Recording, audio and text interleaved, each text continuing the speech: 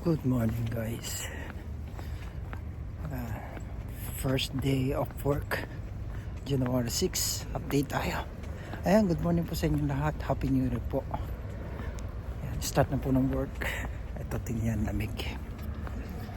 Nalamig na naman ako. Ayan, kumusta po ang lahat? This coming 2025.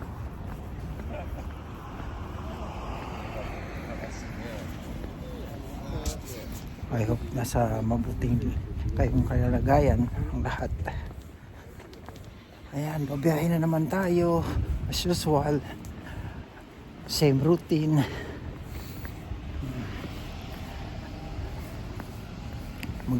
Mag-stay ng bus para sa dalawang sakay tayo ulit. Bus, ang layo ng trabaho. Ayan. Ang lamig.